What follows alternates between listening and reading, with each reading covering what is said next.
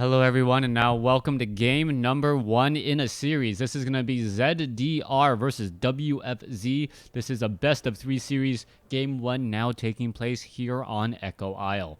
WFZ spawning as the red undead over here on the top left hand side of the map, speeding things up to 6 times speed. Meanwhile, ZDR spawning as the orange orc. This is going to be a 1v1 matchup, and it is going to be Blade Master most likely against the Death Knight here, as we are looking at the Death Knight now coming into play. Going to go ahead and slow things down as the Blade Master is already out. Quickly takes down that Ogre Warrior to pick up a Circlet of Nobility. Perfect timing on that shop right there, as the Blade Master now going to move out and go perhaps try and get some additional items and figure out what his opponent is up to. Peon back down over here, does a quick check, sees that the Crypt Fiend has done a good job just aggroing the units all the way back over here. Gonna grab some additional skeletal minions as this fight does continue. Death Knight now making its way over. A little bit of a delay there. 2 Crypt Fiends gonna fight on Blight. Not really that big of an issue at all, as the Ogre Warrior does take a little bit of damage there. Meanwhile, Blade Master going after the Forest Troll Berserker. Forest Troll Berserker will get taken down there. Meanwhile, Ogre Mauler finally getting taken, or getting aggroed into there. He was actually walking back and forth all the way around. Not quite sure how exactly ZDR was able to get that to happen. Normally the Ogre Mauler is right in the front and it's easy for him to attack, but he actually got stuck, walked all the way back around, and ended up mitigating a lot of that damage early on. As the Blade Master will finish off this Ogre Mauler here, he will end up dropping a rather useful item, and the Blade Master will then most likely just do a little bit of healing on that Blade Master himself. There you go, there's level 2, there's a replenishment potion, and there goes a healing salve as well. Double Circlets of Nobility as the Crypt Fiends now making their way over here to the bottom left-hand side of the map. Ogre Magi taking a bit of damage, as he will fall relatively quickly. Death Knight is nearby. Make sure that there is absolutely no sign of that Blade Master with that Dust of Appearance, allowing him to use that Death Coil to finish off the unit. All right, let's go ahead and come back across over here. Blade Master may try to steal a little bit of experience. That's exactly what we're going to be seeing right there. There it goes, as damage is being done right there. Blade Master getting in some easy shots onto the Crypt Fiend. Grunt now coming over as well. Blade Master, however, not going to be able to walk quite as fast, and will need a little bit of help from those boots of speed, as the Unholy Aura does make for a much faster unit on all of these Crypt Fiends, as everyone is now back on Blight, able to regenerate. Blade Master now coming across back over here. We'll see where he's gonna go next.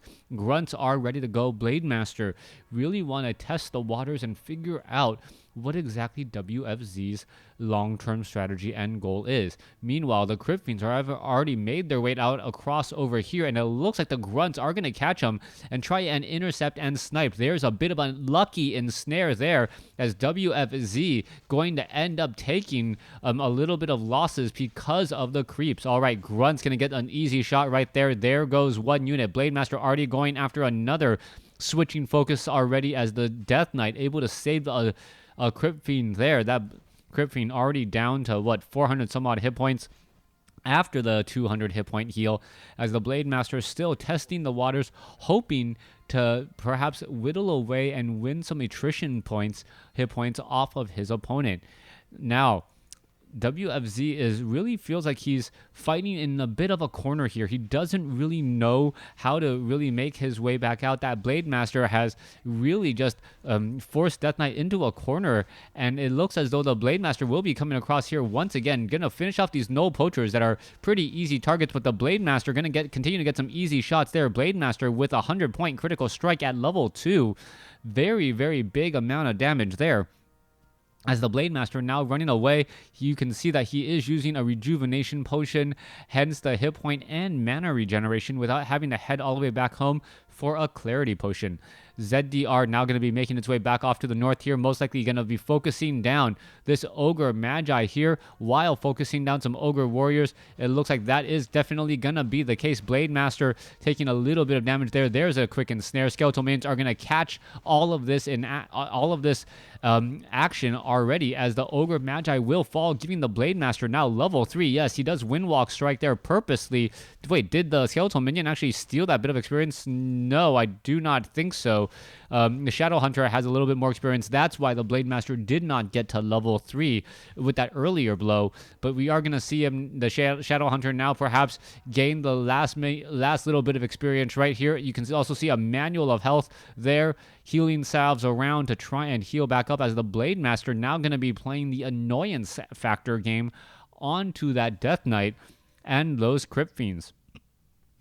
Shadow Hunter will most likely just continue to creep away while the grunts absorb a little bit more damage. Blade Master going to just be playing that very, very difficult strategy there, as we now see double Temple of the Damned.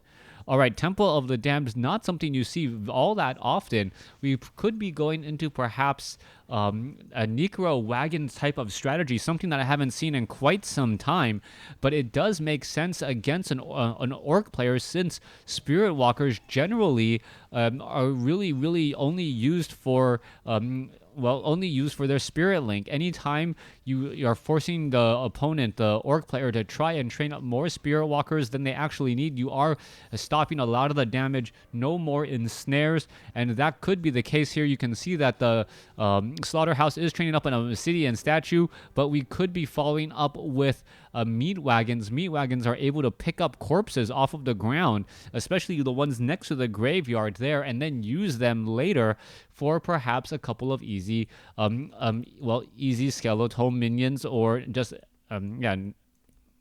skeletal minions that are able to take down some of those Orc burrows or some of the other important buildings. You can see Spirit Walker adept training is now being researched. We are going to perhaps need 2 to 3 more Spirit Walkers for a total maybe of somewhere in the realm of 4 to 6 would be my best guesstimate, unless somehow ZDR is able to save a good amount of mana onto the Spirit Walker. Things could get rather interesting here, as we could also perhaps see the Slaughterhouse just trying to train up. No, it's going to be Banshees. All right, Banshee is now being used instead. So Banshee with Black Citadel, Blade Master now in right there, but there is a missing now happening. So that Blade Master mitigating or losing a lot of his damage right there. All right, are we going to see a Dust of Appearance? Yes, there is. And there is that damage. There's a Death Coil Frost Nova. The damage is starting to be added up there. Blade Master taking a lot more damage there. There is that Curse. And that is always a bit of an issue, as the Blade Master taking a lot more damage. There is another Death Coil. That Blade Master was really asking for it. Down to 60 hit points right there, and I do not believe that Blade Master will be coming back anytime soon. Let's go ahead and take a look back over here. We are getting Banshee adept training, so we could perhaps be going into possession, which would really make for an interesting strategy. And now we see ZDR do something that most Orc players do not do: go into Fortress. Fortress being added here, we could perhaps be looking at a fortified armor on the Orc burrows. Also, Stomp going to be incredibly important to try and stop the Banshee from possessing any targets if possession is actually used. Possession does need to be channeled. It does take a little bit of time. Banshees are now out here. You can see that the Blade Master is nearby. However, Dust of Appearance is ready to go, as you're taking a look at a handful of units here. Death Knight, Lich, now sitting at level 2. Talisman of Evasion, double Gloves of Haste. And surprisingly, though, we do not see another Talisman of Evasion. Wow. That means that the Lich and the Death Knight will be able to absorb or just mitigate a lot of the damage that would normally be dealt by that Blade Master. There you go. You can see the Blade Master was right there, was revealed for just a moment. No easy way to reveal there at all. But the Blade Master is going to be doing a little bit of an interesting strategy there. He did pick up that tome, and we'll see what will be happening next. All right, there is a Death Coil saving that Banshee. Adept training is nearly done. As you can see that the Banshee or the Blade Master is still causing a little bit of problems there. He is going to be backing off. Are we going into Mastery training? Yes, we are. So we are going to be looking at Possession. I have not seen Possession used against an Orc player in quite some time, as the Death Knight is going to try and engage right here. Is he going to spot this? Are we going to perhaps see the Lightning or proc a Purge shot? That would be a very big deal as well. Blade Master now doing a little bit of chase right there. Frost Armor could be coming across. Oh, there you have it, as the armor, the armor, Frost Armor, the Nope, no Talisman of Evasion any longer. Lich also sold a Talisman of Evasion, but that is a whole bunch of Banshees right there, already up to 5. And you can see that there are at Mastery Training Obsidian statues also in play, as well as we are now currently maxed out, or not maxed out on supply, but sitting at 50 over 60 before we go into any sort of upkeep. Tauren Chieftain now looking to clear up, perhaps get to level 350 over 60 as well. They're going to finish off the Nightcrawler and this last Gargantuan Sea Turtle. That Nightcrawler doing a lot of damage by hitting different units and constantly poisoning them. That is actually a pretty big issue there. That Nightcrawler finally gets taken down, and you can see a lot of damage here. We can also see the Shaman has Bloodlust. All right, so we are at Shaman with Mastery Training as well. I don't remember the last time I saw Shaman, especially against a player that could be possibly going for Destroyers. Destroyers would absolutely eat Bloodlust alive and then just make everything that much worse. All right, Banshee is pretty much maxed out on mana. Obsidian statue in play here. There's another. They're very, very high on mana. There is that Destroyer form as well. Both sides now starting to develop a bit of a bank back at home. 58 over 60 for the Orc player, as it looks like ZDR is now setting up this expansion here and ready to go for the long haul over here on the bottom right-hand side. Now, the longer the game goes, the better it will be for ZDR, but you do have to be extremely efficient with your gold and how you spend it on Echo Isle. There is very, very limited gold on this map. You can take a look back over here. This gold mine only has 20 minutes of mining, and I have seen games go so long that both gold mines have pretty much been mined out, and whoever wasn't in upkeep as long, or whoever lost less gold to upkeep, actually ended up winning just because they had more units and they were able to trade fairly efficiently. All right, Shadow Hunter is at level 3. Tauren Chieftain is at level 3. Blade Master is at level 3. 3-3-3 going up against a 3-3-1. Tinker is only sitting at level 1. Lich is sitting at level 2, so really not nearly as much creeping going on coming in from the Undead. So 3-2-1 versus a 3-3-3. Don't have to tell you who has the advantage there in terms of hero levels, but then again, the Death Knight and the Lich do get much more extremely powerful as things go on further and further. So the Death Knight may actually be able to squeeze out after that initial just burn and taking down of a unit if they're able to get a free shot on any of those units.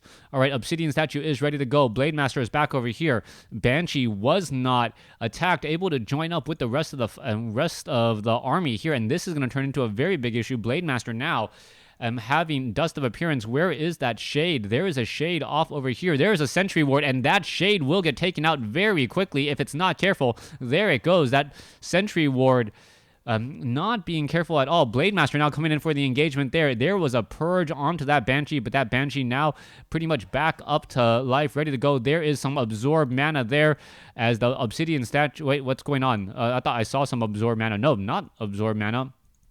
I thought I saw a Devour Magic or some sort of play here. All right, the Troll Witch Doctor purposely dropping that ward there as we now see the units now coming into play. Blade Master is wandering around across over here. Are we going to see some fights? There is that Bloodlust, as we mentioned earlier. There is that Stomp, and here is a big, big battle now coming through. A lot of units just constantly fighting off over here, and you can see Banshees are getting taken down, but there is a lot of missing going on back and forth. Now the Destroyers can devour that magic, but then it will remove some of the curse that has been laid down. Destroyers still continuing that fight there. Another beautiful big stomp right in the midst of everything, and ZDR looks like he is going to win this War of Attrition with some help of just crazy, crazy amount of mana on that Tauren Chieftain, but he finally does get taken down. Meanwhile, in the back over here, Lich now sitting at level 3. We are constantly fighting. Blade Master's now still continuing to fight as well. Kodo Beast now in the backfield off over here. He could easily... Oh no, that Kodo Beast has eaten a Troll Headhunter. All right, so that was a switch of sides right there. as the Goblin Tinker could perhaps drop down another Pocket Factory right there and now continue this fight. All right, Kodo Beast continuing the fight over here. Blade Master, there is a Raider. There's an ensnare onto the Blade Master. Both sides are fighting. There are hardly any more Banshees coming across as we are still looking at a big fight here. All right, Pocket Factory now continuing this push. Clockwork Goblins, we can see that there are Wind Riders here. No web available as we now see a Squirrel of Town Portal coming across. All right, how much damage can really be done? What's going to be happening there? A 104 critical strike, as all the units will now be going back to retreat. 52 over 70 compared to 59 over 80. 300 gold in the bank versus 100 gold in the bank, 56 over 70. So yeah, a little bit of an advantage here just because ZDR has that extra base. And he will be able to replenish his units that much faster. And it looks as though, yes, all healing salves now being used. There is that Shaman at Mastery Training. Troll Headhunters, not Troll Berserkers. Very, very important to note. Also, I do not know if the Crypt Fiends ended up getting web. I gotta believe that is in the cards somewhere, as the Kodo Beast now getting healed back up once more. Blade Master very, very much nearby. Has to be careful though. That Kodo Beast represents a very big investment right there, adding in additional damage. Also, that Lich having the Claws of Attack +6 and that Orb of Corruption. So that -5 armor debuff with double Gloves of Haste, allowing him to attack very, very quickly. Back across off over here, the Tauren Chieftain now.